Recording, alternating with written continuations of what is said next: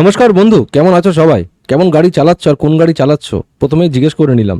অবশ্যই কমেন্ট করে জানিও। আর নতুন গাড়ি কিনতে চাইছো তো এই ভিডিওটা অবশ্যই শুনে নেবে। তোমরা অনেকেই কনফিউশনে আছো, ডাউটে আছো এই যে ইথানল পেট্রোলের ব্যাপারে। আমি অলরেডি একটা ভিডিও বানিয়েছিলাম যেখানে আমি বুঝিয়েছিলাম ইথানল পেট্রোলের ব্যাপারে কতটা এটার ক্ষয়ক্ষতি হচ্ছে, কোন গাড়ি নিতে হবে।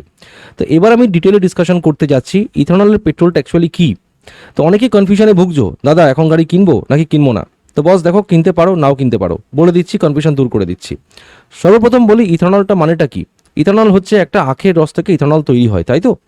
মানে সেখানে কিন্তু মিশ্রিত কোনো হাইড্রো অক্সাইড থাকে, যেটার দ্বারা খুব তাড়াতাড়ি জং লাগতে পারে গাড়ির লোহা লক্ষরে, ঠিক আছে, লোহার পার্টে তাড়াতাড়ি জং লাগতে পারে, নাম্বার ওয়ান। তো এই যে ইথানলটা যেটা আমরা এখন জানতে পারছি 2025 সালে পেট্রোলে মেশানো হবে বা হচ্ছে, হয়ে আসছে, সেটা কিন্তু বহু আগে থেকেই হয়ে আসছে। তো বন্ধু, এই যে ইথানল আছে না, এটা 2013-14 সাল থেকেই পেট্রোলের মধ্যে মিশে আসছে, যেটা হচ্ছে 1.54-1.55%, ঠিক আছে, মোটামুটি 1.56%, মোটামুটি 2%ও মেশানো হতো না, খুবই কম, সামান্য মাত্রায়।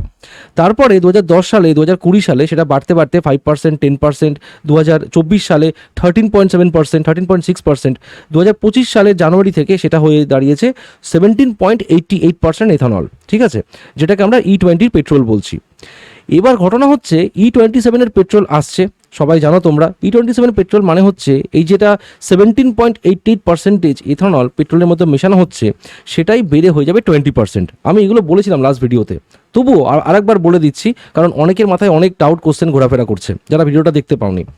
তো মোটামুটি জেনে রাখো, এখন এই মুহূর্তে 17.88% ইথানল আমাদের পেট্রোলে অলরেডি মিশে আছে। তারপরে E27 পেট্রোল যখনই লঞ্চ হচ্ছে, যখনই রোল আউট করবে, সেটা রোল আউট করার পরে তখন হয়ে যাবে 80%, 20%, মানে 80% পেট্রোল থাকবে আর 20% ইথানল থাকবে।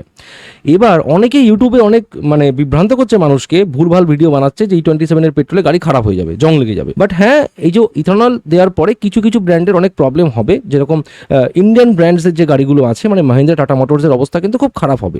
কেন সেটা আমি বুঝিয়ে বলে দিচ্ছি। এবার বলি, এই যে ইথানলের ব্যাপারটা নিয়ে, আমি একটা পেট্রোল পাম্পের মালিক, আমার খুব ক্লোজ, আনন্দ, আমাদের নৈহাটি আর হাবড়ার মাঝে মাঝে একটা পাম্প আছে ইন্ডিয়ান অয়েল, ওনার সাথে আমার খুব ক্লোজ আর খুবই কথা হয়। উনি আমাকে বলছেন হঠাৎ করে যে রাকেশ দা, এরকম আমাদের যে কোনো গাড়িওয়ালা আসছে, আমাদের মাথা খারাপ করে দিচ্ছে, জিজ্ঞেস করছে পেট্রোলে কতটা পার্সেন্ট ইথানল আছে। কিন্তু আমি যখন ওকে জিজ্ঞেস করি কেন আগে জিজ্ঞেস করতো না, তো তখন উনি আমাকে একটা খুব ভালো কথা বললো, মানে না জেনেই উনি খুব দামি কথা বলে দিল। আমাকে বলছে, দাদা পেহলে তো এইসব নেই থা না, পেহলে তো এইসব ইউটিউব নেই থা। মানে উনি অ্যাকচুয়ালি নন বেঙ্গলি, আমার সাথে উনি হিন্দিতেই কথা বলেন। তো আমাকে উনি বলছেন, প্রথমে তো এই সমস্ত ইউটিউব ছিল না, মানে ইউটিউবের দ্বারা আমরা বিভ্রান্ত হচ্ছি, লোকে বলছে এখন ইথানল আসছে। তো অ্যাকচুয়ালি এই যে ইথানল যেটা আছে, এটা কিন্তু প্রথম থেকেই মিশে আসছে। জাস্ট ভাবুন, 2025 সালের জানুয়ারি মাসে আপনি কি জানতেন?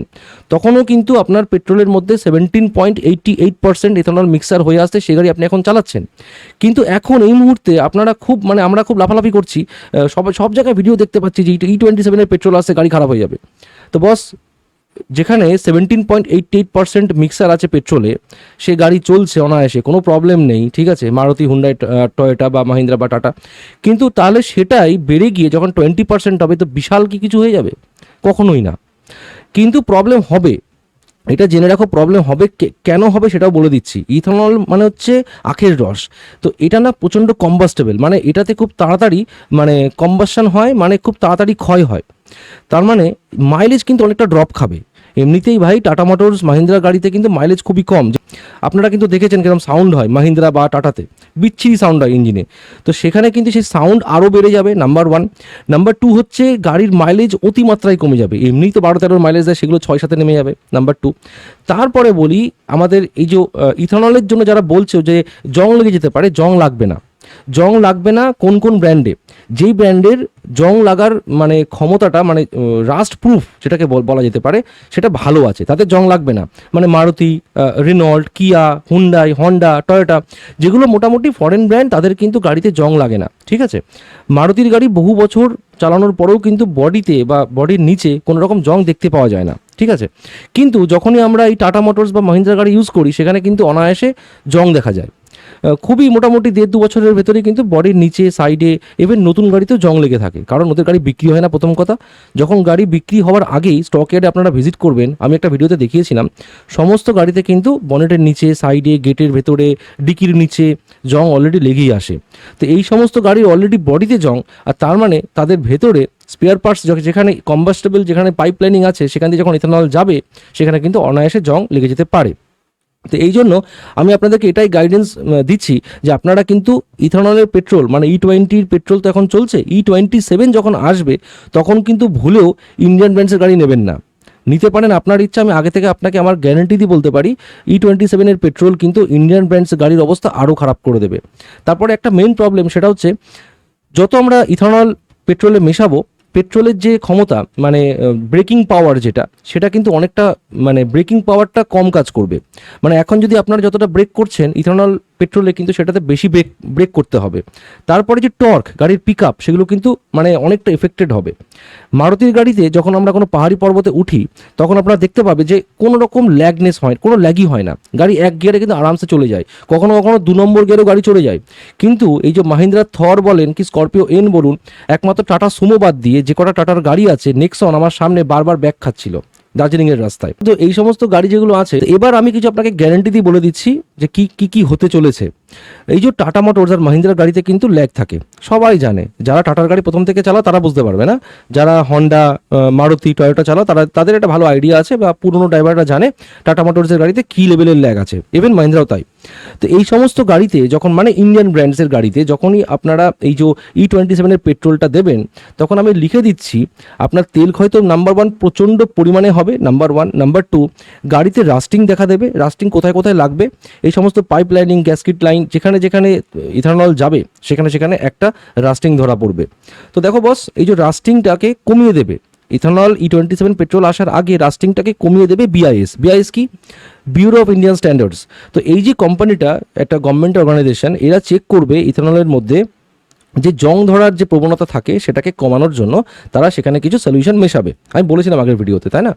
তো সেই সলিউশনটা দেওয়ার পরেও কিন্তু কিছুটা হলেও কিন্তু হাইড্রোক্সাইড নেচার ইথানলে থাকে, যেটাতে দেখবে পেট্রোলের মধ্যে এখন কিছু বেশি ফেনা হচ্ছে। আগে কিন্তু আজ থেকে প্রায় মোটামুটি 2012-13 সালে আমার যখন বাইক ছিল, বাইক চালাতাম, তখন ভালো মতো করে আমাদের এই বোতলে বোতলে পেট্রোল দিত, তখন কিন্তু পেট্রোলে কোনো ফেনা হতো না। কিন্তু এখনকার টাইমে কিন্তু পেট্রোল এক দু ফোঁটা কোথাও পড়লেই ফেনা লাগছে, সেটা কিন্তু ইথানলের জন্য, মানে আখের রসে কিন্তু ফেনা হয় বন্ধু, ঠিক আছে? তো সেই ফেনার মধ্যে কিছুটা হলেও কিছু পার্সেন্টেজ জল আছে, মানে হাইড্রোক্সাইড। আপনারা ইথানলের ফর্মুলাটা নিশ্চয়ই জানেন, আমি কেমিস্ট্রিতে যাচ্ছি না, কিন্তু এটা হাইড্রোক্সাইড নেচার আছে একটা জলের। তো সেই জলের জন্য এই যে যত আমাদের ইন্ডিয়ান ব্র্যান্ডসে তাড়াতাড়ি জং ধরে, যে সেই গাড়িগুলোতে মানে সাংঘাতিক ক্ষতি করবে। আর এই সমস্ত টাটা মোটর, মাহিন্দ্রা তো ছেড়েই দিন, এদেরকে বলে কোনো লাভ নেই, এদেরকে বলবেন এরা মারপিট করবে শোরুমে গিয়ে, শোরুমে মানে যাচ্ছে তাই, সার্ভিস সেন্টার নেই বললেই চলে।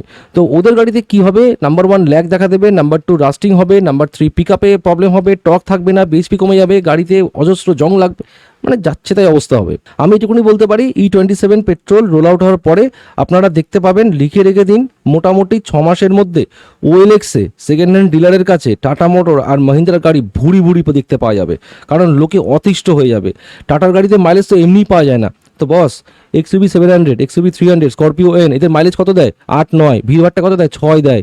যখন প্রচণ্ড ভিড় হয়, প্যাকড আপ ভিড়, জ্যাম প্যাক ভিড়, গাড়ি 1 নম্বর গিয়ারে আছে, তখন 6-7-এর উপরে মাইলেজ দেয়, তাদের কি অবস্থা হবে?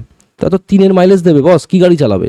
তারপরে হাইওয়েতে গিয়ে 14-15 মাইলেজ দিচ্ছে স্করপিও এন এই মুহূর্তে, এখন 4th সার্ভিসের পরে, তাদের কি অবস্থা হবে? তারা তো হাইওয়েতে গিয়ে 9-এর মাইলেজ দেবে E27 পেট্রোলে, কারণ E27 পেট্রোল তাড়াতাড়ি ক্ষয় হয়, তাড়াতাড়ি কম্বাস্টেবল। ইথানল গুগল করে দেখো, ইথানলের ক্ষয় হওয়ার ক্ষমতা তাড়াতাড়ি বেশি, মানে ফাস্টার দ্যান পেট্রোলের থেকেও ফাস্ট পড়ে, তার জন্য ভাই সেটা বেশি ক্ষয় করে দেবে পেট্রোলটাকে, হু করে উড়ে যাবে।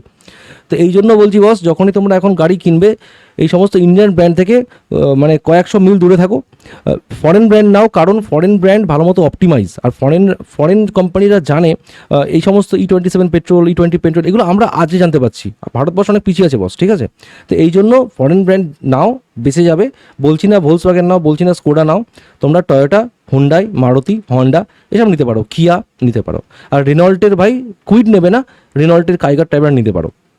তো এই ভিডিওটা খুব ইনফরমেটিভ, প্রচণ্ড মানে এখানে জ্ঞান দিয়েছি আমি, সঠিক জ্ঞান, যে জ্ঞানগুলো আপনাদের কাজে লাগবে। অনেকেই দুম করে গাড়ি নিয়ে নেবে, অনেকেই ভাববে যে না বস আমি টাটা মোটরসের নেক্সন নিয়ে নেবো। নিতে পারো, তারপরে তোমার ব্যাপার, তুমি বুঝতে পারবে। আমি বলার কর্তব্য বলে দিলাম, তুমি রিয়েলাইজ করতে পারবে গাড়ি নেওয়ার পরে, E27 পেট্রোল রোল আউট হওয়ার পরে। ঠিক আছে, তো চলো বস, এই ভিডিওটা বেশি লম্বা করছি না, এতটুকুই রাখছি। দেখা হচ্ছে পরের ভিডিওতে। আর তোমরা কিন্তু অবশ্যই কমেন্ট করে জানাবে যে তোমাদের এখন গাড়িতে কোনো সমস্যা হচ্ছে কিনা, কোন গাড়ি চালাচ্ছ। আর কমেন্ট করে কিন্তু আমাকে অবশ্যই জানাবে তোমরা কোন গাড়ি নেওয়ার প্ল্যানিং করছো বা কবের মধ্যে। গাড়ির দাম অনেকটাই কমছে 22শে সেপ্টেম্বরের পরে, যেটা আমি আগের ভিডিওতে ডিসকাশন করেছি। জিএসটি অনেকটাই কমে গেছে, যেটা লো বাজেট গাড়ি। তো লাস্ট ভিডিওতে আমি ডিসকাশন করেছিলাম যখন তোমার